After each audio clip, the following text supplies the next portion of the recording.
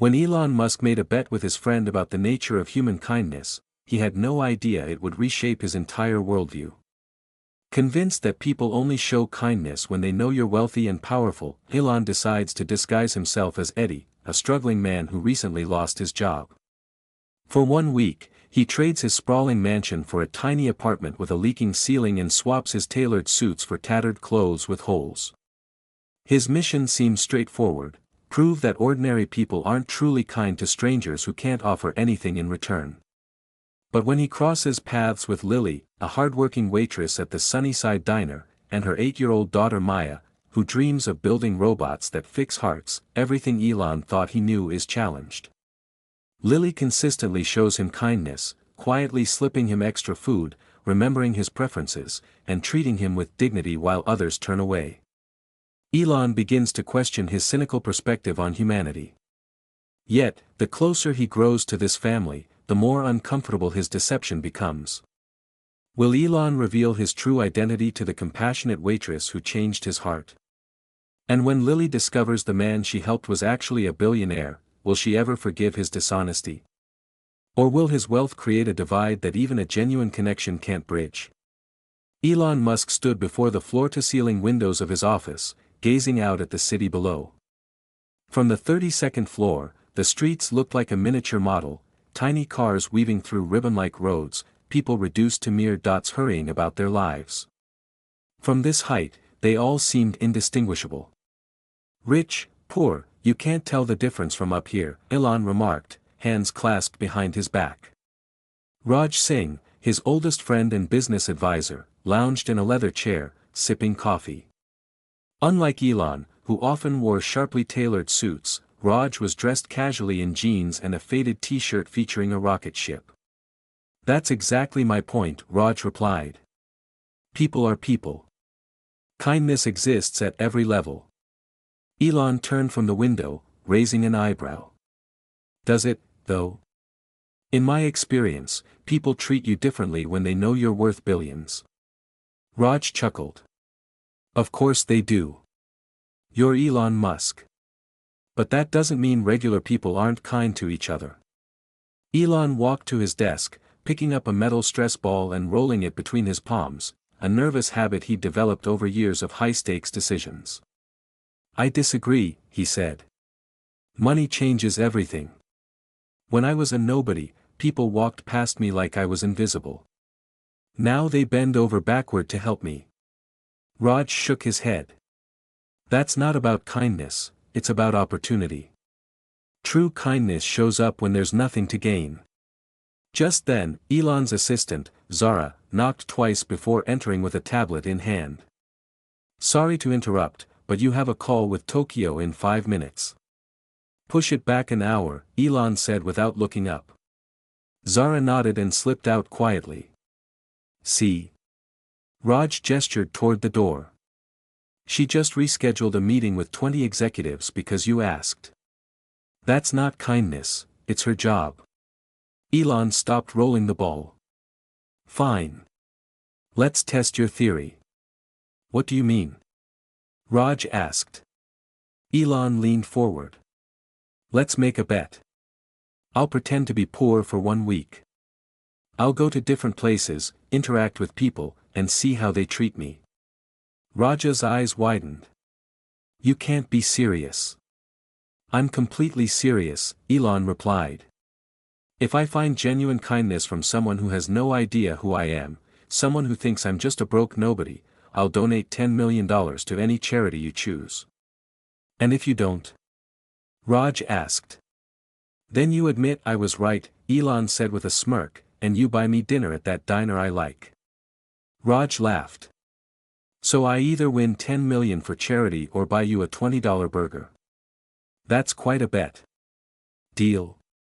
Elon extended his hand. Raj hesitated. "You're really going to do this? Live like a regular person with no money or power?" 1 week, Elon confirmed. "No credit cards, no fancy clothes, no security. Just me and whatever cash a poor person would have. As for my companies and meetings, I'll say I have COVID. Everyone will leave me alone for a week. Besides, isn't that why I pay all those executives, to keep things running without me? Raj stood and shook Elon's hand. Deal. But you have to commit. No cheating, no special treatment. I never cheat, Elon said, pressing a button on his desk. Zara, can you come in, please? Zara appeared almost instantly. Yes, sir. I need a disguise, Elon said. Something to make me look like an ordinary guy who's down on his luck. Can you arrange that by tomorrow? If Zara was surprised, she didn't show it. After years of working for Elon, nothing shocked her anymore. Of course. What kind of backstory are we thinking? I need to be someone no one would look at twice, Elon explained. Someone struggling, but not homeless. Maybe I just lost my job. Eddie, Raj suggested. You look like an Eddie. Eddie, Elon repeated, testing the name. What kind of Eddie? Eddie Morris, Zara offered. Former tech support worker, laid off during a company downsizing 3 months ago. Elon nodded, impressed by her quick thinking. Perfect. Eddie Morris it is. I'll arrange appropriate clothing, a temporary ID, and a small amount of cash, Zara said, jotting notes on her tablet. How much cash would Eddie have? Elon looked at Raj. What's a realistic amount? If he's been unemployed for 3 months and scraping by, Raj mused, maybe a few $100s to get through the week. 200, Elon decided, and I'll need a place to stay. Something basic. I know a neighborhood, Zara said. I'll find an apartment for the week. Nothing fancy. This is insane, Raj said, shaking his head. You won't last 3 days. I grew up without money, Elon replied. I haven't forgotten what it's like. That was different, Raj countered. You were young and always had ambition, your brain. Now you're used to comfort. I can handle discomfort, Elon insisted. Space travel will demand far worse than a cheap apartment. Zara cleared her throat. Should I cancel all your meetings for the next week? Yes, Elon confirmed. Send out a memo saying I'm taking a personal health week. Only contact me for real emergencies. After Zara left, Raj studied his friend closely. You're really doing this? Why? To prove me wrong? Elon sat down, suddenly reflective. Maybe I need to remember what it's like to be normal, to be invisible. You'll never be normal, Elon, Raj said softly. Your mind doesn't work like other people's. But my heart does, Elon said quietly. At least, I think it does. The next morning, Elon stood before a mirror in a small room adjacent to his office. The man staring back was nearly unrecognizable. His usually clean-shaven face now sported a 3-day stubble, applied by a makeup artist who'd signed a strict NDA. His hair was slightly longer and tousled, lacking its usual precise cut. Gone was the designer suit. Instead, he wore faded jeans with a small hole at the knee, scuffed work boots, a plain gray t-shirt, and a navy hoodie that had seen better days. A worn backpack containing a few changes of equally ragged clothes sat on the floor nearby. Well, what do you think? Elon asked as Raj entered. Raj circled him slowly, nodding approvingly. If I passed you on the street, I wouldn't look twice. Zara walked in and handed Elon a small envelope. $200 in cash, a key to the apartment you're renting for the week, and a basic prepaid phone. The address is programmed into the phone. No smartphone? Elon asked, examining the flip phone. Eddie can't afford a smartphone, Zara reminded him. This way, you won't be tempted to check work emails or stock prices. Elon nodded, slipping the phone into his pocket. Fair enough. Eddie wouldn't have those concerns. The apartment's in the Westridge neighborhood, Zara continued. It's not dangerous, but definitely not luxurious. I paid cash for the week up front. This still feels like a mistake, Raj said. What if someone recognizes you? With this disguise, Elon gestured to himself, people see what they expect to see.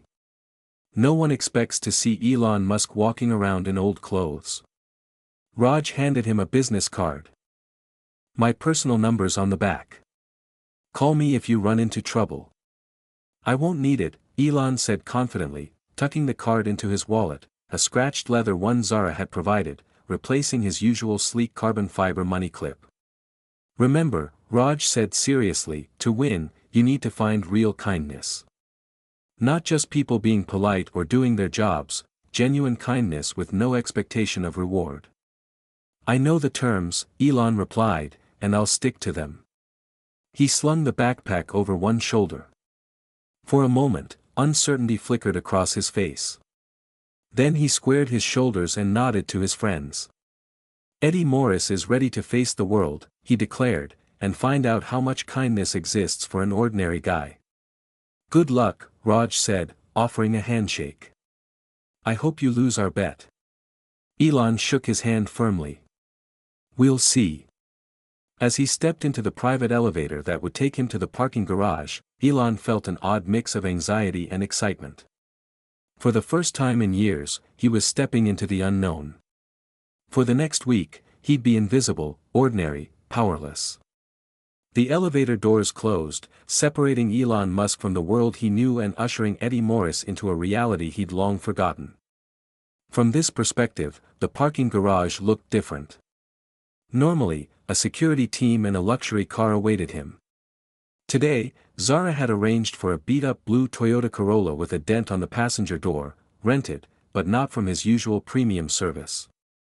Elon, no, now Eddie, tossed his backpack onto the passenger seat and slid behind the wheel. The car smelled of pine air freshener, trying to mask years of wear. As he drove, the gleaming glass towers gave way to strip malls and apartment buildings with laundry hanging from balconies. The pristine sidewalks turned to cracked concrete with weeds poking through. After 40 minutes, he pulled into a parking lot beside a 3-story building with peeling paint. A few windows had air conditioning units precariously balanced on sills, and a faded red sign advertised weekly rentals. Eddie grabbed his backpack and headed to the manager's office, where a middle-aged woman with tired eyes barely looked up from her romance novel. You the one who paid for the week? She asked, not waiting for an answer before sliding a key across the desk. 207, elevators broken, utilities included. No loud music after 10, no drugs. Thanks, Eddie replied politely. The woman finally glanced at him. Don't thank me, just don't cause trouble. Eddie climbed 2 flights of stairs, passing a young mother struggling with groceries and a crying toddler. For a moment, he almost offered to help, but she disappeared into her apartment before he could speak.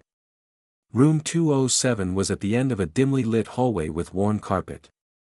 The key stuck in the lock, requiring a firm jiggle to turn.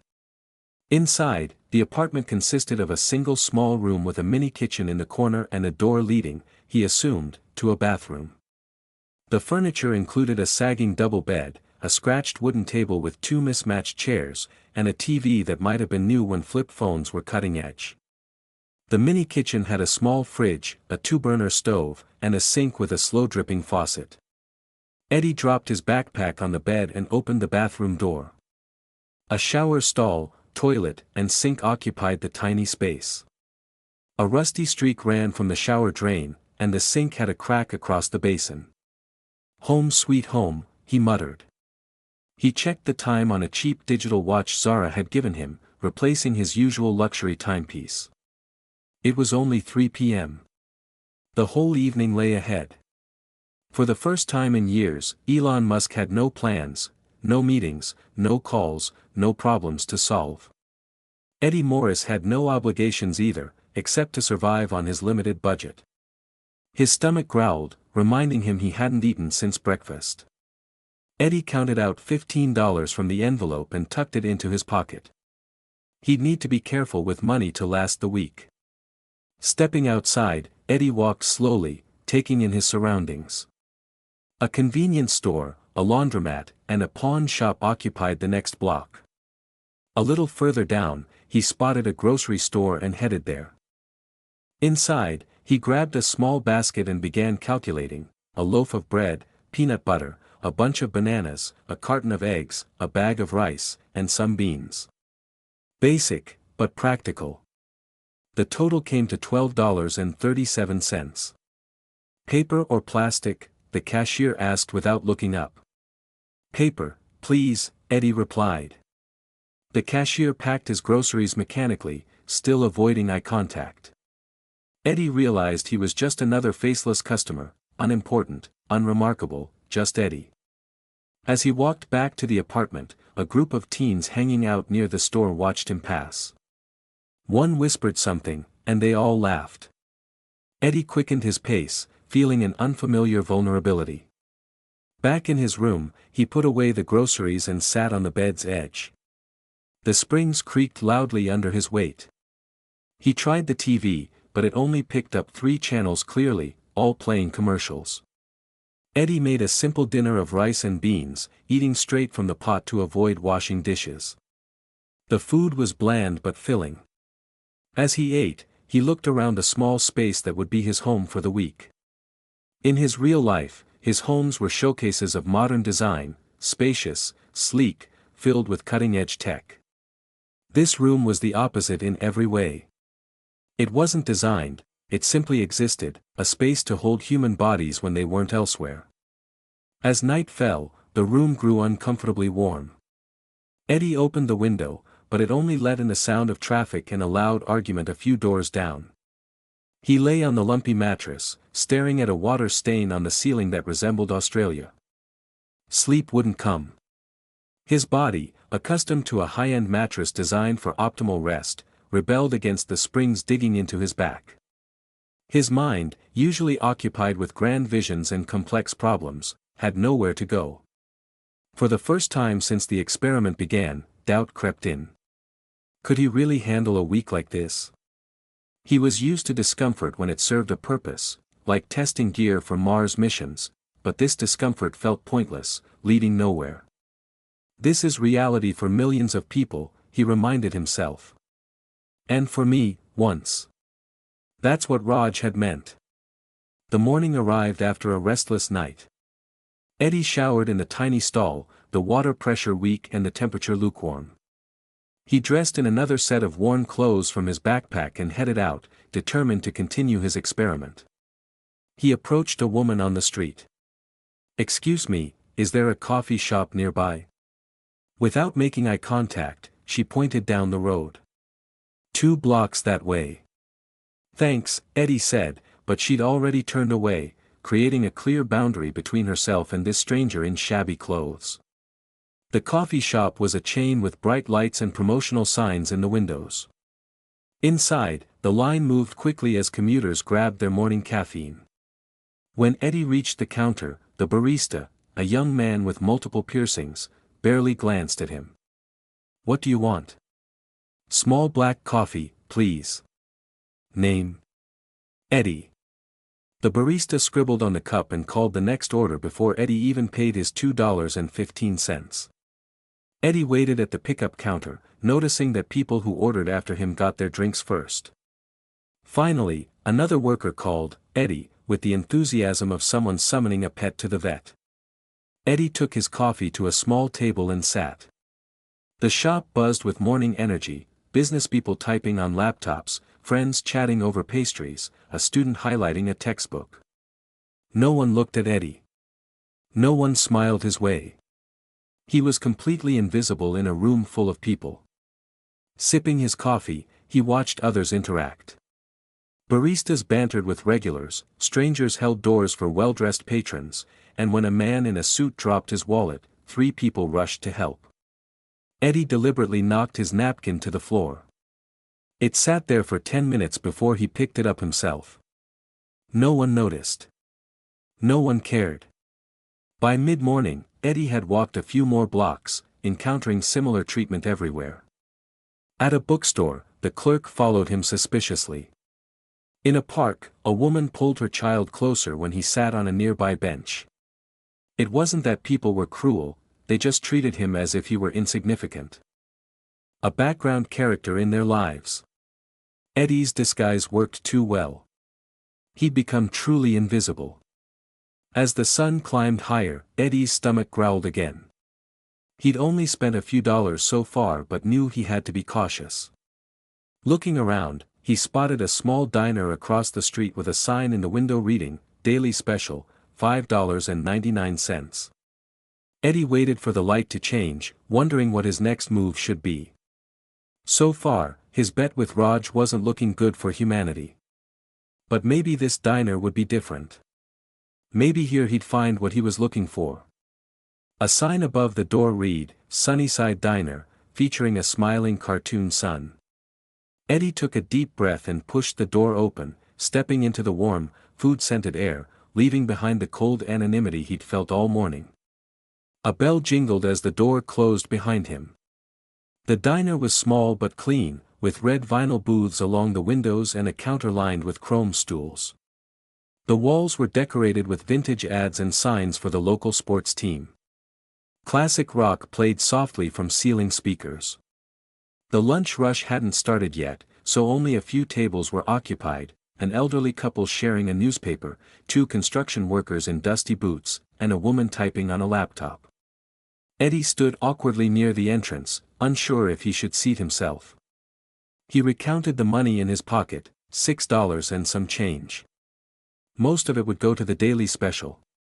"Sit anywhere, hon, I'll be right with you," a voice called. Eddie looked up to see a waitress balancing 3 plates while refilling a customer's coffee with her free hand. Her name tag read Lily. She had curly brown hair tied in a ponytail and laugh lines around her eyes. Unlike the barista at the coffee shop, she looked at Eddie when she spoke to him. He slid into a booth by the window and picked up a laminated menu. His eyes immediately scanned the prices, mentally calculating what he could afford. A moment later, Lily appeared at his table, setting down a glass of water. "First time at Sunnyside?" she asked, pulling a notepad from her apron pocket. Eddie nodded, surprised she'd noticed. "Is it that obvious?" "I know all my regulars," she replied with a genuine smile, the first real smile directed at him all day. "And I never forget a face." Something about her direct gaze made Eddie nervous, as if she might somehow see through his disguise. He looked down at the menu. "What's good here?" "Everything," Lily said with a wink. "But our pancakes will change your life. Chef Mike uses his grandma's recipe." Eddie glanced at the breakfast section. A short stack cost $7.50, more than he had in his pocket. "I'll just have some toast, please. And water." Lily's smile didn't fade, but something flickered in her eyes, not pity, but understanding. "White or wheat toast?" "Wheat, please." "Coming right up." As Lily walked away, Eddie watched her interact with the other customers. She knew the elderly couple by name, asking about someone named Florence, likely a relative. She teased the construction workers about their muddy boots. She even caught the laptop woman before she could ask, bringing fresh coffee with I know, you were just about to ask." The diner felt different from the other places Eddie had been that day. It felt human. Lily returned a few minutes later, but instead of toast, she carried a plate piled with a full breakfast, eggs, bacon, hash browns, and toast with a small jar of jam. "I didn't order," Eddie began. "Kitchen mistake," Lily said, setting the plate down. "They made an extra breakfast platter." This concludes our narrative journey. I trust you found this gripping saga of intrigue, cutting-edge innovation, and astonishing discoveries captivating. From where are you tuning in today? I'm curious to learn which corner of the globe this tale has touched. If this escapade held your interest, please give this video a thumbs up and consider subscribing to the channel for a steady stream of compelling, mind-expanding stories just like this one. Fresh material is posted frequently, ensuring you're always in the loop for the newest spellbinding adventures. Be sure to pass this video along to your loved ones and friends. It's a great way to share positivity and insight while expanding our circle of story enthusiasts. Your encouragement is invaluable. Thank you for joining me, and I look forward to welcoming you back for the next tale.